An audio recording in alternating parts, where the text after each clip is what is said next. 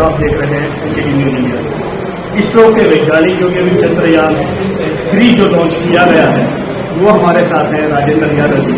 किन किन परिस्थितियों को ध्यान में रखते हुए चंद्रयान 3 लॉन्च किया गया है, बात करेंगे सीधे सीधे जो हमारे इसरो के वैज्ञानिक हैं, वरिष्ठ वैज्ञानिक है, एसोसिएट प्रोफेसर राजेंद्र यादव जी से सीधे सीधे बात कर रहे हैं और जानने की कोशिश करेंगे कि आखिर क्या खासियत है इसमें। सर स्वागत है Chandrayaan. Thank you so much. Sir ये इसरो की तरफ से ये तीसरा चंद्रयान भेजा गया जी। तो इसमें सुनने में ये आ रहा है कि काफी देशों का भी सहयोग रहा है, क्या खास बातों का ध्यान रखा गया और इसका जो पर्पज है वो क्या है?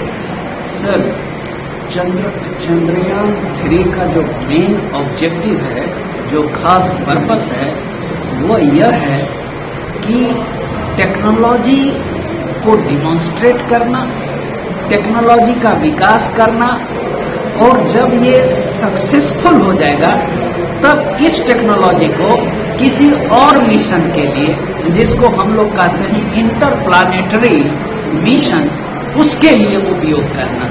ये इसका खास ऑब्जेक्टिव। ये इंटरप्लानेटरी प्लानेटर ये आखिर एक्चुअल में है क्या? इंटरप्लानेटरी मिशन का ये मतलब हुआ कि हम लोग अभी अर्थ प्लानेट पर हैं जी, लेकिन अगर हम मार्स प्लानेट पर, मंगल ग्रह पर जाना चाहें जी, वहां पर खोज करना चाहें किस प्रकार का मटेरियल है, वहां का वातावरण, एटमॉस्फेयर कैसा है, वहां किस प्रकार की खनिज संपदा है, अगर उसका पता लगाना होगा तो हमको तो वहां उतारना ही होगा यान को। लेकिन वहां उतारने से पहले अगर हम चंद्रमा पर उतार लें, ग्रह पर से पहले उपग्रह पर उतार लें, तो उससे हमारा आत्मविश्वास बढ़ेगा। हम जो टेक्नोलॉजी डेवलप किए हैं उसकी शुद्धता, उसका जो है प्रयोग और उसका जो है टेस्ट, ये साबित हो जाएगा। ये जैसा कि आपने कहा कि ग्रह से पहले उपग्रह पर आप टेस्ट कर रहे हैं, तो ग्रह की स्थिति और उपग्रह की स्थिति क्या सेम रहने वाली है? नहीं। जैसे अभी चंद्रमा के ऊपर जो वातावरण है वो पतला है, लेकिन जो ग्रह पर जो वातावरण है वो चंद्रमा के वातावरण जैसा नहीं है। लेकिन सबसे जो इम्पोर्टेंट चीज है कि हम जो टेक्नोलॉजी विकसित किए हैं वो पहले चंद्रमा पर तो उतर जाए सही।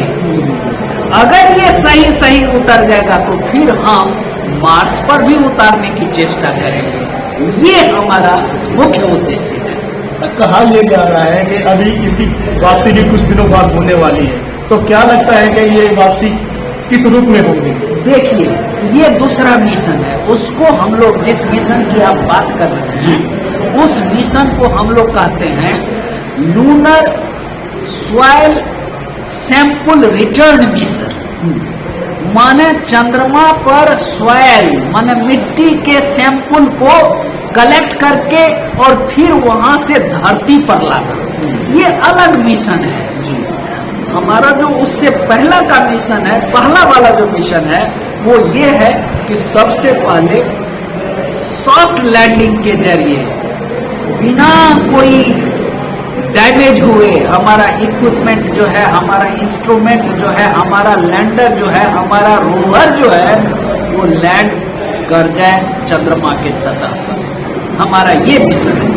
अगर हम इसमें सक्सेसफुल हो जाएंगे फिर हम उसमें टेक्नोलॉजी को ऐड करेंगे। कौन सा टेक्नोलॉजी ऐड करेंगे? तो उसमें हम कोशिश करेंगे कि हमारे पास एक एसेंडर हो, रोवर के बदले एसेंडर हो। लैंडर सैंपल कलेक्ट करेगा, वो एसेंडर को देगा और फिर एसेंडर ऑर्बिट में जो प्रपल्सन मॉड्यूल है उसके साथ एक रिटर्नर होगा, उस सैंपल को रिटर्नर को देगा और रिटर्नर फिर रिटर्न होकर के हमारे भारत में वापस आएगा, भारत की धरती पर वापस होगा। ये जो नेक्स्ट जो हमारा अभियान है that is lunar soil sample return mission, ये बात है। इस काम को करने के लिए लगभग काफी लोगों की आवश्यकता पड़ती होगी, काफी वैज्ञानिकों की आवश्यकता पड़ती होगी। तो इस प्रोजेक्ट को पूरा हैंडल करने के लिए क्या पूरा इसरो एक ही काम पर लगा हुआ है या और भी काम साथ साथ चल रहे हैं? नहीं सर जी हम लोग एक काम एक ही साथ नहीं करते, जी। बहुत एक साथ बहुत सारे काम करते हैं जी और यही साइंटिफिक जो ऑर्गेनाइजेशन होता है बहुत सारे प्रोजेक्ट होते हैं। जी जैसे आपने गगनयान का नाम सुना होगा, जी। तो हमारा काम गगनयान पर भी चल रहा है, हमारा काम चंद्रयान पर भी चल रहा है।